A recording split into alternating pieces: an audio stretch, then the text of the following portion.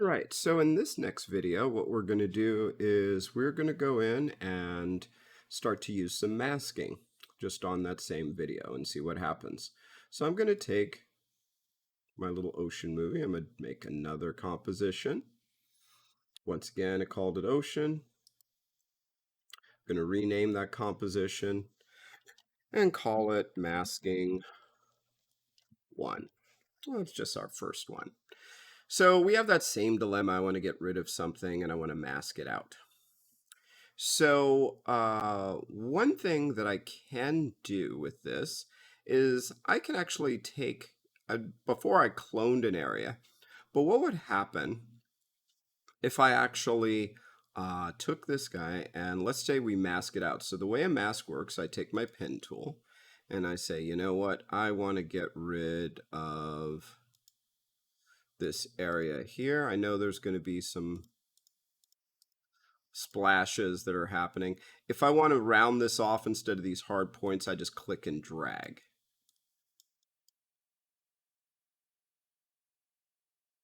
And I'm just going to close it up by clicking on the very first one. Boom. Now, what I did was I masked this out, but what I want is the reverse. I want to drop this out and keep everything else. So what I'm going to do is select my layer and press the letter M to show mask. And we see it says add. And I'm going to flip it to subtract. So now I've just cut that out. Okay. And when you look at the mask, we'll see that there's different things that we can do with it. If I go back, close it, and reopen it, there's feathering, there's all this stuff. But before we do that, I'm going to take my ocean again and drop it underneath. And now it looks like there's nothing happening. But what it is that basically it's just behind it. I have two layers, one with it showing, one with it not. So now, and I could, if it gets confusing, so I can see what it is, let's rename this one to background. So that I know that this is the movie and this is the background. This is the one with the hole in it. And with the background selected, I'm going to take the arrow and I'm just going to move so that I can get, check it out, I can move and get the ocean that I want just from this. Okay. So let's get that. Now it's not a perfect match. We could see that. And I could even rotate this if I wanted to. Let's rotate it just a little bit. Kind of like that, just a little. Don't really need to, but there. Okay, so we have this, right? And it really just depends. I don't have to do that. I'm just doing that. But it's still, you could see this edge here. So it's not perfect by any means. So what we're going to do is we're going to go back to that top layer on the mask. And we're going to feather it. But I see my outline. So I'm temporarily going to hide it by clicking that. And now I'm going to feather it, softening the edge out to blend that in. Ooh, look at that. Nice.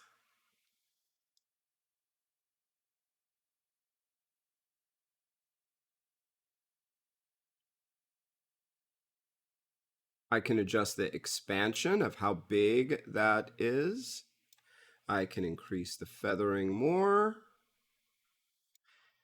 And it really depends on what you're sampling from, okay? So, or not sampling, but what I'm exposing of that copy. So if I actually, oops, not the top layer, the bottom layer, if I move that and W, let's rotate it back to normal.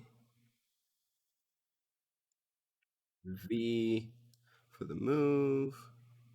And what you could see is that I can just move this. You know, I don't want to bring that back, obviously, but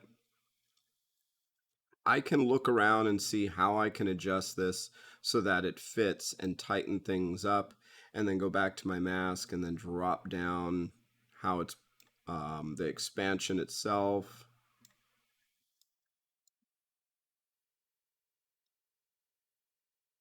And kind of keep working it. But you could see that this is one way of doing that. Okay? So that's yet another way. of actually being able to mask something out. And of course, there's going to be things you'll need to fix, like these little spurts up here. So getting it from an area and making it big enough that you can drop it in. This one's hard because of the lighting. So there, I'd have to do a little more work, but if I'm focused on something else or I'm going to put something else here on top of this, you probably wouldn't even notice it as much. It's just a matter of, ooh, maybe I want this area. So I'll grab it, I'll take that bottom layer,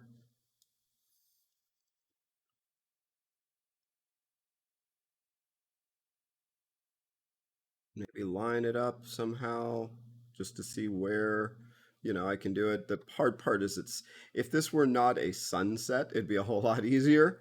And then I could even go to this layer and then go into my effects and I could adjust it if I need to darken it and correct it. So like when I type in color and then you see, oh, there's lots of things I could do to colorize or adjust this. Those are animation presets. Let's say, but you could see there's like, oh, color correction. Here we go. So I can do a bunch of these just by dragging it onto that bottom layer and then adjusting it. I could adjust the exposure if I wanted to, if I needed to, the hue and saturation, the gamma and the gain. So just any of these that I would drop into it, and then you would see in the effects how it would adjust. Okay. And then I can adjust, see that? Just different parts of that. So just something to consider. There's a lot of cool things that we could do if we're trying to make adjustments. If I just say, oh, you know what, instead I want to adjust the exposure. Maybe it's too bright, so I'll darken it. Oh, wow, that looks much better just already. Look at that. Because it was so bright over here, just darkening that up. Look at that. So just some things that you can do. Oh, and one last thing. If I go into my mask again, let's turn this back on. And I'm like, wow, this is just a little too much. I can move the mask itself. But I can also, you can see under the pen tool, we have these different, like if I select the pen tool again and I just click on a point, oops, stop that.